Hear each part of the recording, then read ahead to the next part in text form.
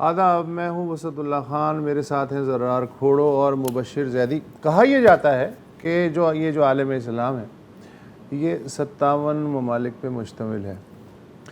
अच्छा, मज़ा आ रहा है हमें ये देख देख के 57 के 57 ममालिक उस आलम इस्लाम को ढूंढ रहे हैं जो जाके फ़लस्तीनियों की मदद करे।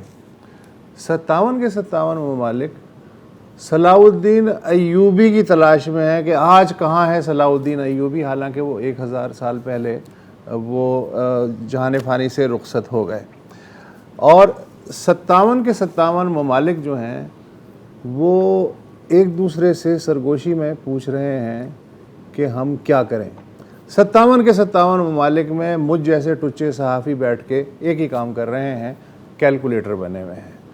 अब इतने मर गए, अब इतने ज़ख्मी हो गए, अब इतने बम पड़ गए, लिहाजा हम इसके अलावा चूँकि कुछ नहीं कर सकते, मैं भी यही कर रहा हूँ। गज़ा की जो ताज़ा तरीन सूरत हाल है उसके हिसाब से वहाँ मरने वालों की तादाद 200 से ज़ायद हो चुकी है। 59 बच्चे और 35 ख़वातीन की लाशें कन्फर्म हैं। 1305 लोग फ़लस्तीनी ज़ख्मी हो चुके हैं। दूसरा हफ़्ता शुरू हो चुका है उन पे गुज़रने वाली क़यामत को। और इसराइल में इस अरसे में 10 हलाकतें हुई हैं। गज़ा में एक पावर प्लांट है, इसका ईंधन भी इसराइल से आता है, वो ईंधन ख़त्म होने के करीब है। इसराइल से ग्रिड के ज़रिए बिजली आती है, वो बिजली नहीं है। इस वक्त 2/3 गज़ा अंधेरे में डूबा हुआ है। इसका मतलब आप समझते हैं, घरों में अंधेरा हो कोई मसला नहीं, स्कूल वैसे ही बंद हैं, सड़कों पे बत्ती ना जले कोई मसला नहीं। असल मसला ये कि जो गिने चुने 2.5-3 हॉस्पिटल हैं वहाँ पे, उनमें बिजली का क्राइसिस है। और उस क्राइसिस का मतलब है मज़ीद हलाकतें और मज़ीद प्रेशर। तो ये सूरत हाल है।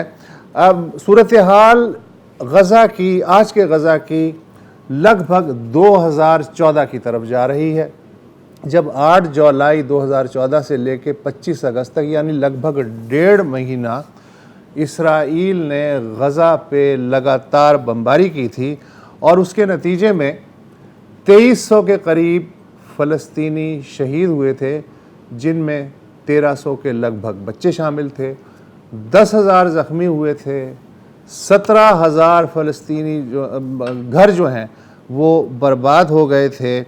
और ये सब तमाशा 2014 का हो या आज का, गज़ा को अगर आप देखें 362 मुरब्बा किलोमीटर में 20 लाख से ज़ायद इंसान बसते हैं। कहा यह जाता है कि इस वक्त ये दुनिया के सबसे गुंजान आबाद इलाक़ों में तीसरे नंबर पे है। इसका एक एस्टीमेट मैं दे दूं कि 1 मुरब्बा किलोमीटर में 13 से लेके 14,000 इंसान बसते हैं। इसको इसलिए एक खुली जेल कहा जाता है, दुनिया की सबसे बड़ी ओपन प्रिजन, के एक तरफ समंदर है, एक तरफ इसराइल है, एक तरफ मिस्र है।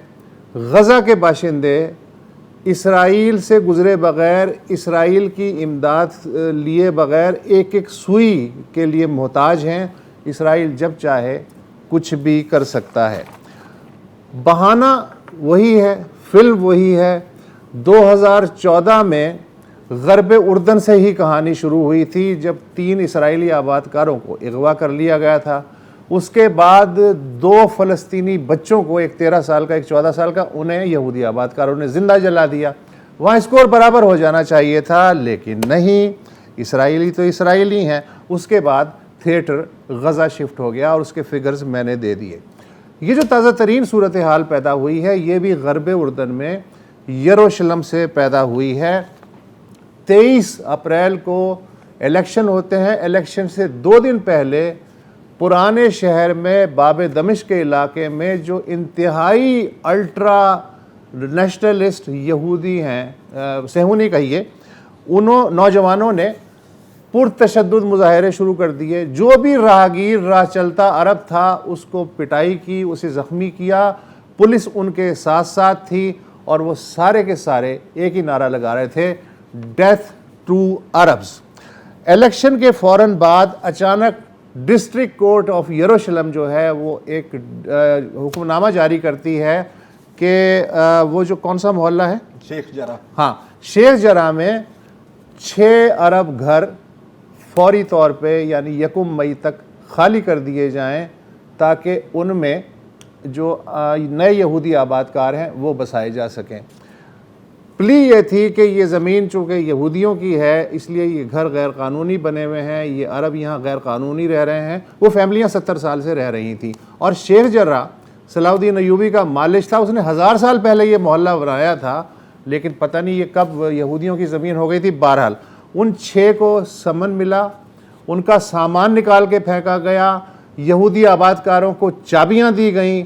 और मेरे सामने एक मंज़र वो भी है जो मैंने अल जज़ीरा पे देखा था कि एक यहूदी आबादकार बड़ा मोटा सा वो एक घर में घुसा है, बच्ची बाहर खड़ी हुई है जो उस घर में पैदा हुई है, वो उससे पूछ रही है तुम कौन हो, कहाँ से आए हो, ये तुम क्या कर रहे हो। उसका जवाब सुनिए, अगर मैं कब्जा ना करूं इस घर पे तो कोई और कर लेगा। बिल्कुल, इट्स एज गुड। बिल्कुल। और तो इस सारी चीज़ों के दौरान सबसे जो वाज़ेह प्रोवोकेशन थी कि माह रमज़ान में जब मस्जिद अल अक्सा में पड़ी जा रही थी, वहाँ पर इजरायली फ़ौज और इजरायली पुलिस दाखिल होते हैं, वहाँ पर स्टन ग्रेनेड्स भी फेंकते हैं। और लैलतुल क़द्र की रात को रोक दिया जाता है नमाजियों को कि वो मस्जिद में नहीं जा सकते, वो ज़बरदस्ती घुसते हैं। तो एक माहौल बनाया गया और फिर वो शिफ्ट हो गया थिएटर। स्क्रिप्ट वही है जी, स्क्रिप्ट हमेशा इजराइल की एक ही रहती है कि जी ये देखें, ये जंगली हैं, ये हमारे पर हमला करते हैं, क्या हम अपना दिफा नहीं कर सकते।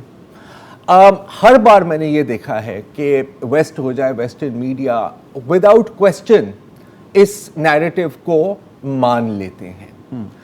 इस बार एक बहुत वाज़ेह फ़र्क है और एक बहुत बड़ी तब्दीली है जिसकी जो इफ़ेक्ट्स हैं मेरा ख्याल है कि हम आने वाले दिनों और हफ्तों और महीनों में देखेंगे, और वो है सोशल मीडिया।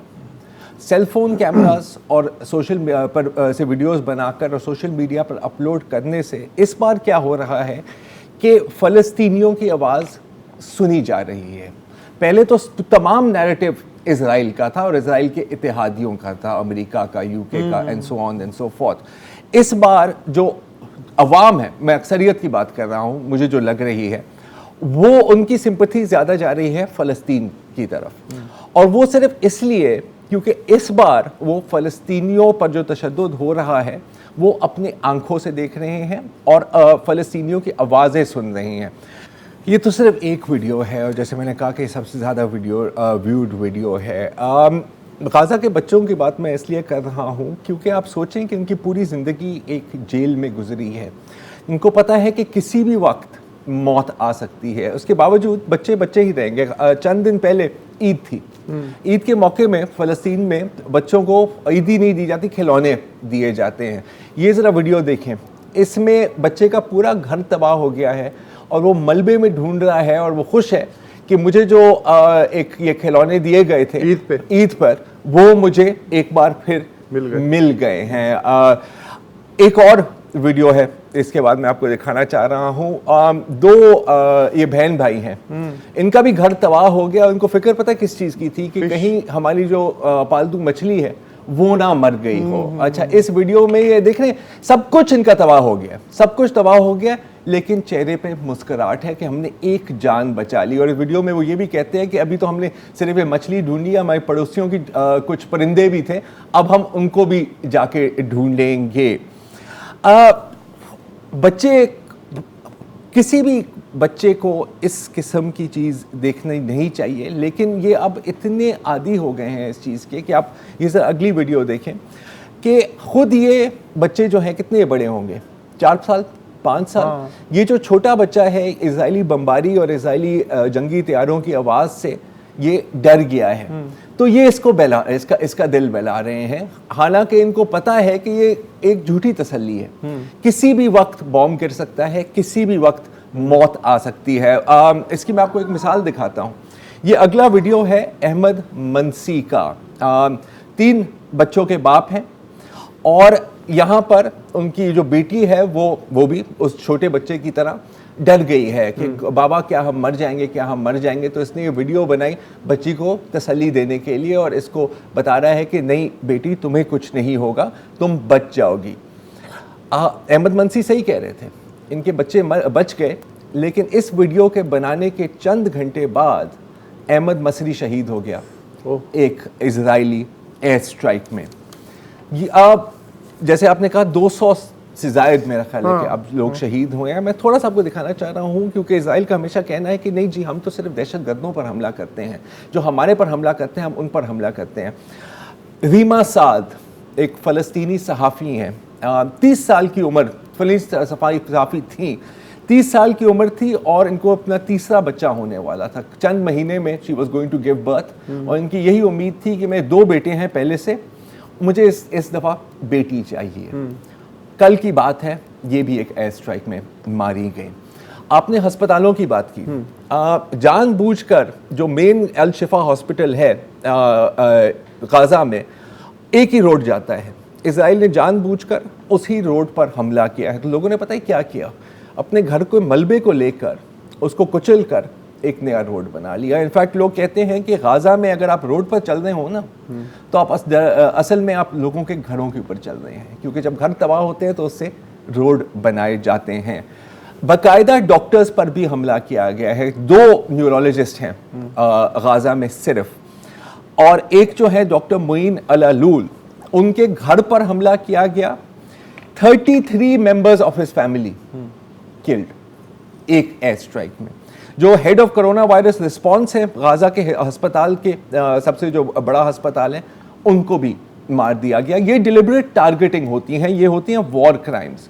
लेकिन इस सब कत्लो गारत के बीच भी कुछ मुझसे भी हमें नज़र आते हैं, जैसे कि ये बच्चा, अगर आप इसको देखें, इसका पूरा ख़ानदान, 4 भाई, माँ, शहीद हो गए, माँ, सब शहीद हो गए। ये मलबे के नीचे जिंदा मिला। कैसे? क्योंकि इसकी माँ ने अपने लाश के साथ उसको कवर कर दिया था। ये अगेन सिविलियंस हैं। तो जब आपकी पूरी ज़िंदगी ही यही है कि कभी भी मौत आ सकती है, और इजराइल का मकसद सिर्फ ये नहीं है कि फ़लस्तीनियों को कत्ल किया जाए, वो उनकी मकसद ये है कि फ़लस्तीनियों का जो जज्बा है उसको मिटा दिया जाए, उसको ख़त्म किया जाए। लेकिन ये ऐसा नहीं यार, नस्ल कुशी कर दी जाए, वो उसके साथ जज्बा भी मिट जाएगा। हाँ बिल्कुल, ये भी है। और अगर एक सिर्फ तस्वीर मैं सेगमेंट के एंड होने से पहले आपको दिखा सकूं, मेरा ख्याल है कि ये आपको एग्जैक्ट पिक्चर है कि फ़लस्तीनी किस किस्म की कौम है। ये जो शख्स है जिसका आप सिर्फ इसका हाथ नज़र आ रहा है, 4 दिन तक के अपने घर के मलबे के नीचे फंसा रहा। जब इसको बचाया गया तो पहली चीज क्या करता है? Victory sign. हाँ, और अभी तक दबा हुआ है, अभी तक दबा हुआ है, अभी तक दबा हुआ है। वक्फा लेते हैं और बात करते हैं।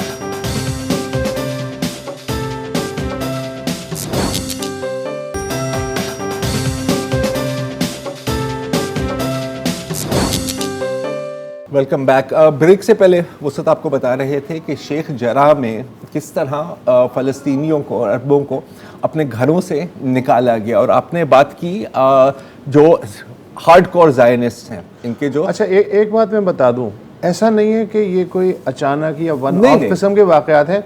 1973 में उस वक्त की जो प्राइम मिनिस्टर थी गोल्डा मायर, कैबिनेट डिसीजन ये था कि यरूशलेम में जो आबादी का रेशो है वो 70-30 होना चाहिए, यानी 70% यहूदी आबादकार और 30% फ़लस्तीनी लोकल अरब, जो कि उस वक्त लगभग 80% थे।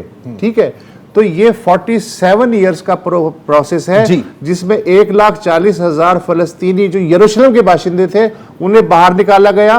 कानून और वो दोबारा वहाँ जायदाद भी नहीं खरीद सकते, उनकी जगह रिंग की सूरत में नई बस्तियां बना के 2 लाख जो यहूदी आबादकार थे पूरी दुनिया से आए थे उन्हें बसाया गया और पुराने शहर में बसाया गया। अच्छा, ये उसकी कड़ी है। ये है कानूनी नस्ल कुशी। ठीक है, आपके पास पुराने डॉक्यूमेंट है, उसको आप कैंसिल करा दें और फिर कहें कि जी आपके पास तो डॉक्यूमेंट ही नहीं है। बिल्कुल ये वैसा ही है जो नाज़ीज़ ने इनके साथ किया था जर्मनी, पोलैंड और मुख्तलिफ जगहों में। लेकिन अभी बात हो रही थी कि ये ज़ायनिस्ट सेटलर्स कर रहे हैं। सिर्फ ज़ायनिस्ट सेटलर्स नहीं कर रहे, पुलिस और फौज की मुकम्मल सपोर्ट है। अच्छा, कमाल, एक बात कहना तो बड़ा आसान है कि ये हो रहा है, मैं आपको दिखाना चाह रहा हूँ कि जब ऐसा होता है तो कैसे लगता है। ये जो वीडियो मैं आपको दिखाना चाह रहा हूँ, ये एक छोटी सी फ़लस्तीनी लड़की ने बनाया जब इजरायली पुलिस उसके घर में दाखिल हुई। देखिए।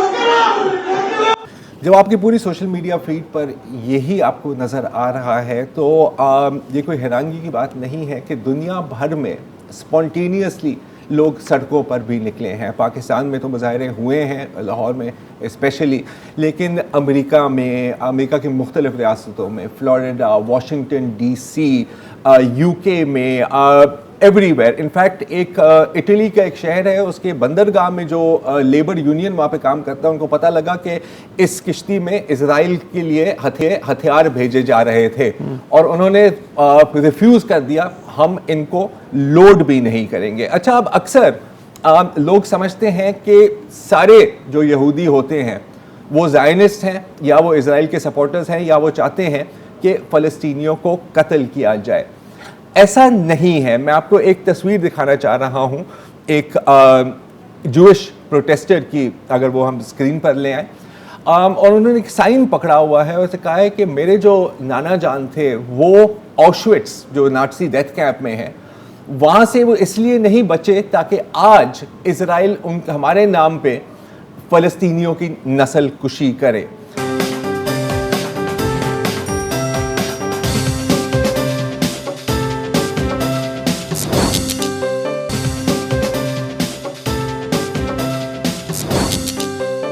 Welcome back. और जब भी इसराइल फ़लस्तीनियों का कत्लेआम करता है, जैसे आपसे 2014 का वुसत ने बताया और अब ये जो ताज़ा तरीन कार्रवाई, तो कोशिश करता है कि जो वेस्टर्न मीडिया है वो उसकी साइड पर रहे। और ये बहुत अरसे से हो रहा है। मसलन 1984 में जो कोलंबिया यूनिवर्सिटी के प्रोफेसर थे एडवर्ड सैद, फ़लस्तीनी नजाद, उन्होंने कहा कि मगरबी मीडिया में फ़लस्तीनियों को उनका बयानिया जो है नशर करने की इजाज़त नहीं दी जा रही। 2020 में महान नसर नामी एक फ़लस्तीनी निजाद एसोसिएट प्रोफेसर हैं यूनिवर्सिटी ऑफ एरिज़ोना की, उन्होंने न्यूयॉर्क टाइम्स, वाशिंगटन पोस्ट और 2 हफ्तरोज़े हैं अमेरिका के दी नेशन और न्यू रिपब्लिक का 50 साल का जो मवाद है उसका जायज़ा लिया और कहा उन्होंने उसका कंक्लूजन निकाला कि मगरबी अखबारात के जो एडिटोरियल बोर्ड हैं, उनके जो कॉलमिस्ट हैं, वो फ़लस्तीनी बयानिए को बिल्कुल जगह नहीं देते और कोशिश करते हैं कि इसराइल के जो मज़ालिम हैं उनको वाइट वॉश किया जाए। यही कुछ हमें इस दफ़ा भी नज़र आया कि जब कार्रवाई शुरू हुई तो ये कहा गया कि जैसे फ़लस्तीनी जो एहतजाज कर रहे हैं और इसराइली जो फोर्सेस हैं उनके दरमियान क्लैशेस हो रहे हैं। अच्छा, उसके बाद जब हमास ने वहाँ रॉकेट फेंके तो बिल्कुल ही बयानिया बदल गया कि ये जो इसराइली कार्रवाई है सारी की सारी वो असल में हमास के रॉकेट फायर करने के जवाब में दी जा रही है, जिस पर फिर मगरबी रहनुमाओं ने भी इसराइल का साथ दिया। तो जो 1-2 ऑर्गेनाइजेशंस कर रही थी, मसलन अल जज़ीरा ने बहुत अच्छी कवरेज की वहाँ पर, मगर हफ्ते के दिन जहाँ उनका ऑफिस था अल जला टावर गज़ा में, जो 11 मंजिला इमारत है, उसको 1 घंटे के नोटिस पर इसराइल ने तबाह कर दिया। और वहाँ सिर्फ अल जज़ीरा ही नहीं, एसोसिएटेड प्रेस जो अमरीकी जो सरकारी खबर रसा एजेंसी है वो थे, दर्जनों मीडिया ऑर्गेनाइजेशंस और भी थी वहाँ पर, उसको तबाह कर दिया और कहा कि यहाँ हमास का दफ्तर है। अच्छा, अगर अल जज़ीरा खाली होता तो ज़ाहिर है अमेरिका में कोई कुछ भी ना होता और शायद, मगर क्योंकि एसोसिएटेड प्रेस जो अमेरिका की सरकारी खबर रसा एजेंसी है उसका दफ्तर भी तबाह हुआ तो ज़ाहिर है वहाँ प्रेशर पड़ा। तो अब से कुछ देर पहले जो अमेरिकी वज़ीर ख़ारजा हैं एंटोनी ब्लिंकन, उन्होंने कहा है कि उन्होंने इसराइल से सबूत मांगे हैं कि जनाब ये आपने जो जर्नलिस्टों के ख़िलाफ़ किया है वहाँ कार्रवाई, उसके बारे में आप सबूत दें जो आप कह रहे हैं।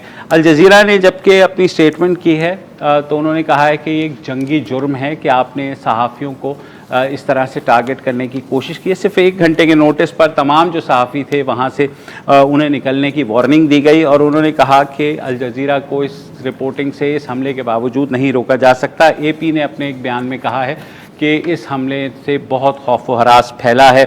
अरब मीडिया जो है वो तो ज़ाहिर है उसको मगरबी मीडिया में बिल्कुल जगह नहीं मिलती। साथ ही साथ जो सोशल मीडिया का जो सिलसिला चला है, ज़रार ने बात की, बहुत सी चीज़ें आई हैं मगर बहुत सी चीज़ें रिमूव भी की गई हैं। मसलन मैं इसराइली जो उनके मिनिस्ट्री ऑफ जस्टिस का बयान पढ़ रहा था, उन्होंने कहा कि फ़ेसबुक जो है उसने पहले वो हमारी रिक्वेस्ट पर तकरीबन 58-50-60% जो है पोस्ट वो हटा दिया करता था। इस बार उन्होंने 95% पोस्ट हटा दी हैं।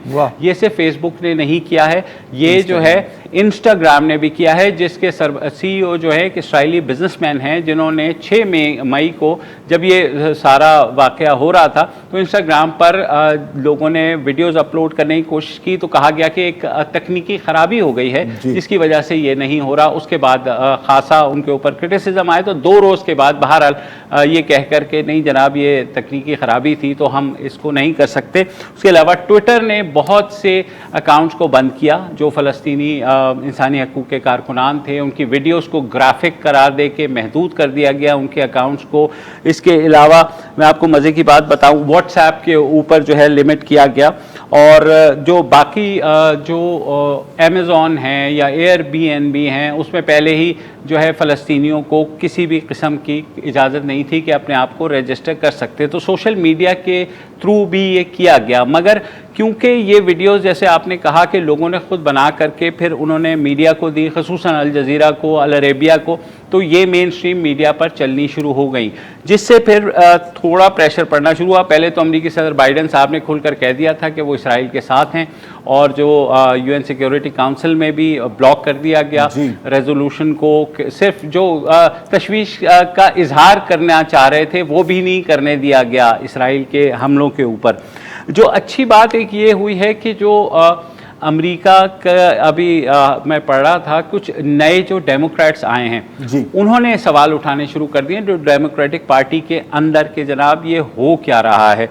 उसकी मैं आपको 1-2 मिसालें देता हूँ कि यहाँ जो है सबसे पहले तो मैं आपको बताऊं जो रेगुलर जो बड़े उनके वो हैं, मसलन सेनेट मेजॉरिटी लीडर हैं चार्ल्स ए शूमर, न्यूयॉर्क के हैं chairman Senate Foreign Relations Committee हैं, Robert Menendez House majority leader हैं। उन्होंने तो कहा जी कोई मुल्क जो है हमास की दहशतगर्दी की हिमायत नहीं कर सकता और हम जो हैं बिल्कुल इसराइल के साथ खड़े हैं। मगर फिर अंदर से आवाज़ें उठनी शुरू हुई। मसलन मार्क पोकन हैं एक डेमोक्रेट, उन्होंने कहा कि हम सिर्फ हमास के रॉकेट हमलों की मजम्मत करें और इसराइल की तरफ से फ़लस्तीनियों की गैर कानूनी बेदखली और उनके पुरतशद्दुद हमलों और फ़लस्तीनी बच्चों की हलाकत को नज़रअंदाज करें, ये मुमकिन नहीं है।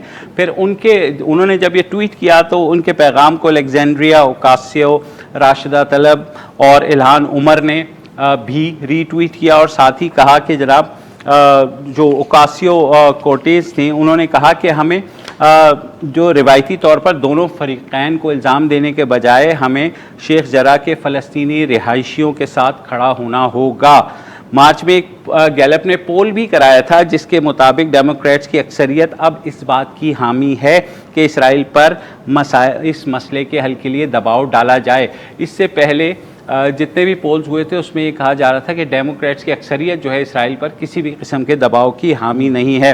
और जो साथ ही ये खबर भी आई कि बाइडन हुकूमत ने इसी माह के शुरू में इसराइल के $735 मिलियन के एक दिफाई मुआहदे की मंजूरी दी जिसके तहत इसराइल को मज़ीद जो प्रिसीजन गाइडेड वेपन्स दिए जाएंगे। ये बात याद रहे कि इसराइल को अमेरिका हर साल जो है $3.8 बिलियन देता है इमदाद के तौर पर। वो वाहिद मुल्क है जिसके साथ ये शर्त नहीं लगी हुई कि आप अगर इंसानी हकूक़ की खिलाफ वर्जी करेंगे तो अमेरिका ये इमदाद रोक सकता है, क्योंकि इसराइल आपको पता है वो आज़ाद है, कुछ भी कर सकता है।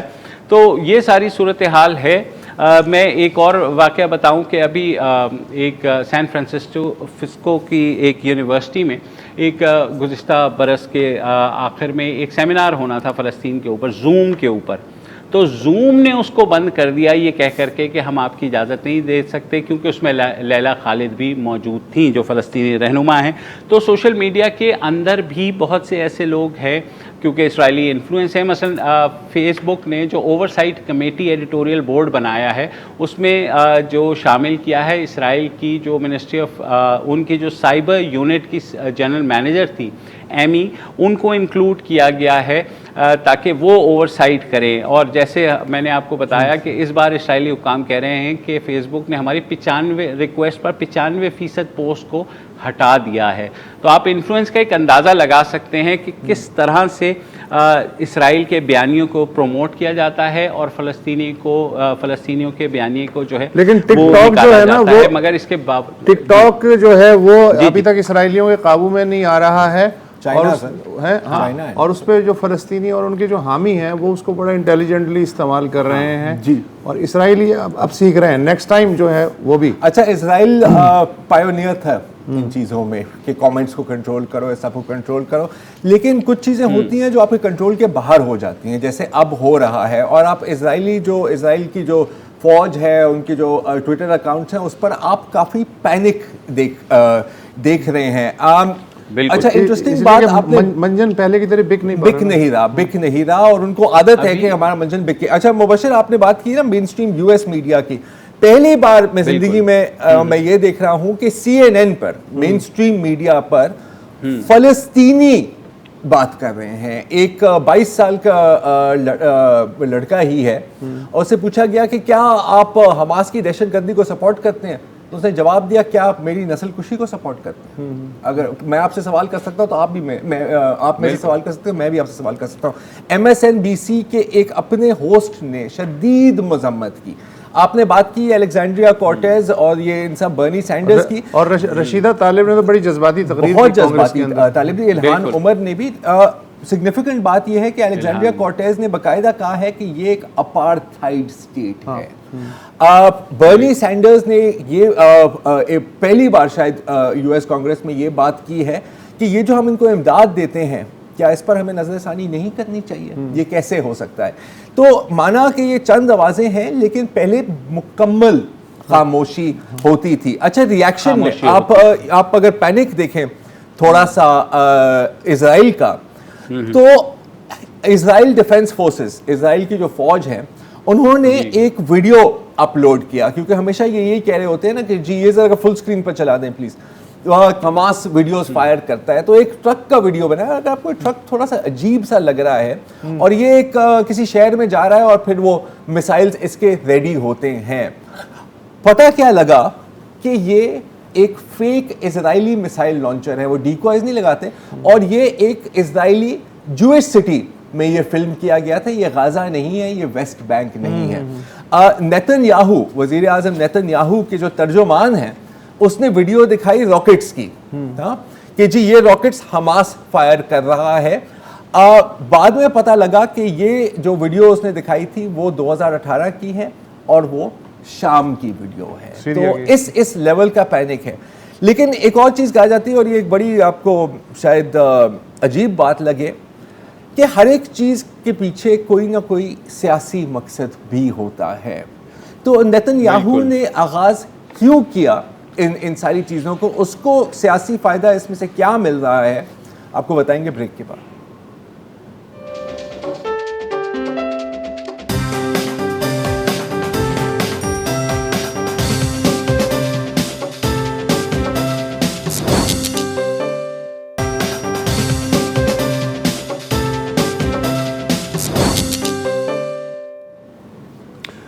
Welcome back. एक सेइंग है कि every politics all politics is local. सवाल ये है कि इस वक्त नेतन्याहू का क्या इंटरेस्ट है कि वो जंगबंदी पे राज़ी नहीं है। वो कह रहे हैं कि जब हम अपने मकासद हासिल कर लेंगे तो जंगबंदी करेंगे। इसका मतलब है कि कुछ ना कुछ पीछे फ़ायदा क्या है। वो फ़ायदा क्या है? बेसिकली नेतन्याहू पिछले 2 साल से शेर की सवारी कर रहे हैं, शेर से अगर उतरे तो शेर उन्हें खा भी सकता है। उन पे करप्शन के बड़े सीरियस चार्जेस हैं और वो उससे बचने के लिए मुस्तकिल हाथ पांव मार रहे हैं। 2 साल के अंदर 4 मरतबा इलेक्शन हो चुके हैं, इनडिसाइसिव इलेक्शन हो चुके हैं। नेतन्याहू हुकूमत बनाने में नाकाम हो जाते हैं, उसके बाद दोबारा इलेक्शन हो जाते हैं। 2 साल से ये आंख मचोली जारी है। जिस दिन वो इस शेर की सवारी से उतरते हैं, ज़्यादा इम्कान ये है कि वो सीधे जेल चले जाएंगे। अच्छा, इसका मैं ये ऐसा नहीं है कि मुझे कोई तासुब है, ख़ुद जो इसराइली हैं वो ये कह रहे हैं। मसलन साबिक इसराइल आर्मी के चीफ ऑफ आर्मी स्टाफ साबिक और साबिक वज़ीर दिफा मोशे यालोन, अब जाहिर है कि ये कोई बहुत ही जिम्मेदार आदमी होगा ना, इसका ये कहना है कि अगर ये नेतन्याहू चाहते तो यरूशलेम में बाब दमिश्क में जो एक्सट्रीमिस्ट ने काम शुरू किया था उसे उसी वक्त दबा सकते थे और बात ना फैलती। लेकिन मसला ये है कि इंटरेस्ट कुछ और था। जब हालात बिल्कुल काबू से बाहर हो गए और एक्सट्रीमिस्ट पीछे हो गए और पुलिस और फ़लस्तीनी सामने आ गए, तो उसके बाद जो है वो तवज्जो हटाने के लिए सारा मामला नेतन्याहू ने डायरेक्टली डील करना शुरू किया। इलेक्शन जो लास्ट हुए हैं अभी 23 मार्च को, उसके एक दिन बाद साबिक वज़ीर दाखिला हैं इसराइल के यारी लैपिड, उन्होंने मौजूदा जो वज़ीर दिफा हैं बेनी गैंट्स, उनसे मुलाकात की। हारिट्स अखबार के मुताबिक उन्होंने वज़ीर दिफा से कहा कि अगर नेतन्याहू को ये महसूस हुआ कि इक़्तिदार उसके हाथों से फिसल रहा है तो वो गज़ा या शुमाली सरहद पे सिक्योरिटी के हालात पैदा करने की कोशिश करेगा। ये इलेक्शन के एक दिन बाद ये कौन कह रहा है? साबिक इसराइली वज़ीर ख़जाना। लिहाजा उन्होंने कहा कि ये सरवाइव करने के लिए कुछ भी कर सकता है और उसने कुछ कर लिया, एक टाइम फ्रेम गेम कर लिया। अच्छा, यरूशलेम में जो हालात हैं उस वक्त कशीदा होने शुरू हुए जब नेतन्याहू की जो हुकूमत बनाने की मुद्दत थी वो ख़त्म हो गई और प्रेसिडेंट ऑफ इसराइल ने अपोजिशन को दावत दी कि आप कोशिश कर लें। उसके बाद जो है यरूशलेम में अचानक से हालात बिगड़ने शुरू हुए हैं। एक और चीज़ कि पहली बार वज़ीर आज़म इसराइल ने 25 ममालिक को चुन के उनका शुक्रिया अदा किया कि वो इस मरहले में इसराइल का जो हक़ दिफा है उसके साथ खड़े हुए हैं। अच्छा, किन ममालिक का शुक्रिया अदा किया? अमेरिका, बरतानिया तो खैर हैं ही, जर्मनी, बिल्कुल, Brazil, Canada, Italy, Ukraine, Australia, Austria. एक रह गया भारत, इंडिया। इंडिया वाले बड़े उदास है कि भाई साहब हम तो आपके साथ थे यार, ये क्या किया? तो अभी नेतन्याहू के जवाब का इंतज़ार है। अच्छा, इसमें मुझे सबसे ज़्यादा जो हैरत है वो जर्मनी पे और कनाडा पे होती है। हाँ। कि जर्मनी और अमेरिका का मौक़िफ़ इस वक्त बिल्कुल आइडेंटिकल है। फ़लस्तीन का लफ्ज़ है ही नहीं उनकी डिक्शनरी में, वो सारा का सारा इसराइली हक़ दिफा का मसला है। कनाडा वाले जो हैं, वैसे अगर बर्मा में फौजी कू हो तो वो सबसे आगे हैं। भारतीय किसानों के साथ वो यकजहती करते हैं। शिनजियांग में जो चीन ज़्यादतियाँ कर रहा है बकौल उनके, उस पर भी जाहिर है कि वो डिस्टर्ब हैं। खलीजी ममालिक में जो इंसानी हुकूक की खिलाफ वर्जी हो रही है उस पर भी कनाडा का दिल बहुत दुखता है। लेकिन ह्यूमन राइट्स वॉच की रिपोर्ट, जिसमें पहली बार ये कहा गया कि इसराइल जो है वो तकरीबन जेनोसाइड कर रहा है और एक अपार्थाइड स्टेट है, कैनेडियन ब्रॉडकास्टिंग समेत किसी कैनेडियन जो मेन स्ट्रीम आउटलेट था उस पर टोटल ब्लैकआउट हुआ, तकनीकी खराबी हुई। सिर्फ ग्लोब एंड मेल जो है उसने खबर पे छाप दिया। उसके बरक्स आप ये देखें कि न्यूयॉर्क टाइम्स और वॉशिंगटन पोस्ट जैसे जो अखबारात हैं उन्होंने ह्यूमन राइट्स वॉच की रिपोर्ट के इक़्तिबासात शाया किए। बिल्कुल। अच्छा, अमेरिका का तो बड़ा सिंपल है, इस पर तो बात करने का कोई फ़ायदा ही नहीं है क्योंकि इजरायली लॉबी जो वहाँ पर है वो बहुत पावरफुल है और तमाम रिपब्लिकन उनके साथ है, बल्कि बाइडेन भी उनके साथ है। जर्मनी की 2 चीज़ें हैं यहाँ पर। एक तो कि उनके यहाँ वो अपने गुनाहों की सज़ा फ़लस्तीनियों से मतलब हाँ कि क्या उधर डाल दें, कि आप उन पर डालें, ये है गिल्ट। अच्छा, सिर्फ गिल्ट नहीं है यार, गिल्ट तो यार छोटी सी चीज़ होती है ना। जो तमाम जो वेपन सप्लाई किए जाते हैं इसराइल को कौन करता है? 65% अमेरिका, उसके बाद 28% जर्मनी, अच्छा, फिर 7% इटली और 0.5% कनाडा। लेकिन धंधा होता है। आपने खलीजी ममालिक का जिक्र किया तो मुबशिर आपको भी पता है कि, और सबको पता है कि हाल में ही ये इब्राहिम अकॉर्ड्स हुए थे, ठीक है, कि हम इजराइल को तस्लीम करें, हम इजराइल को तस्लीम करें, और सर फहरिस्त था कौन? UAE। तो हर जगह मुजाहरे हो रहे हैं, पाकिस्तान, मलेशिया, तुर्की वगैरह वगैरह, बहरीन, UAE। यहाँ पर ना सिर्फ खामोशी है, मैं आपको एक पिक्चर दिखाना चाह रहा हूँ, ये कल ली गई है डाउनटाउन दुबई में, या कम से कम यही कहा जा रहा है। ये देखें, मरहबा टू इजराइल, कि अच्छा। जी अगर आप कहीं जाना चाह रहे हैं छुट्टियों पर, तो इजराइल से बेहतर तो कोई जगह हो ही नहीं सकती। ये है इनका हाल। वहाँ सफारी शूटिंग हो रही है ना? वहाँ सफारी शूटिंग हो रही है। अच्छा, जो UAE के वजीर खारजा ने भी बयान जारी किया है, तो उन्होंने दोनों फरीकैन से अपील की है कि वो जरा तहम्मुल का मुजाहरा जिसकी पिटाई हो रही जरा है, जिसकी पिटाई हो रही है वो भी तहम्मुल का मुजाहरा करे, जो पीटने वाला है वो भी। ये छुरी और गर्दन की लड़ाई है। कि नहीं जी, देखिए गर्दन भी तहम्मुल का मुजाहरा और करे। गर्दन छुरी के दाग भी क्यों आई? ये आर्ग्यूमेंट। सही बात है। किसी और मुल्क में ज़रार अगर 58 बच्चों का इस तरह कत्ल हो जाए तो इस वक्त तो दुनिया जो है वो ऐसी सीखपा होती कि कोई हद नहीं है, मगर यहाँ देखें कि कोई मीडिया, मगरबी मीडिया इस वक्त उन बच्चों के बारे में लिखने को तैयार नहीं है। सिर्फ क्लैशेस चल रहे हैं और ये हो रहा है कि जनाब इसराइल जो है वो अपने सेल्फ डिफेंस में कार्रवाई कर रहा है। बिल्कुल। 2-3 चीज़ें हैं, 2-3 झूठ हैं इसराइल के, जब उन पर आप टारगेट करें ना तो उनको बहुत चुभती है। कि एक तो ये एक मजहबी लड़ाई है, ये मजहबी लड़ाई नहीं है। फ़लस्तीनी ईसाइयों पर भी इतना ही तशद्दुद किया जाता है। इनफैक्ट जो फ़लस्तीनियन लिबरेशन ऑर्गेनाइजेशन की जो टॉप लीडर्स थे वो क्रिश्चियन ही थे। जॉर्ज अब्बास है, हन्नान अशराफी हैं, so on and so forth. तो वो चाहते हैं कि आप ये समझें कि ये यहूदियों और मुसलमानों की अच्छा हम भी यही कहते हैं अक्सर, ये चूंकि फलस्तीनी मुसलमान है इसलिए उनके साथ ऐसा हो रहा है। नहीं, ये टेरिटरी की जमीन की लड़ाई है बेसिकली। ये ह्यूमन राइट्स का इशू है, ये एथनिक क्लेंजिंग का इशू है, ये अपार्थाइड का इशू है, और ये जेनोसाइड का इशू है।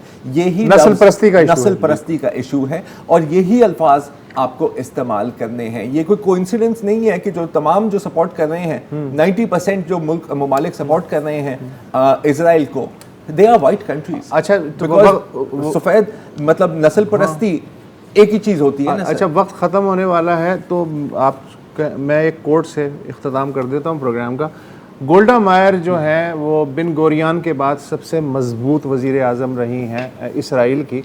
उन्होंने 1973 में एक अखबार को इंटरव्यू दिया और उनका एक जुमला है कि लोग ये समझते हैं कि हम गासिब हैं।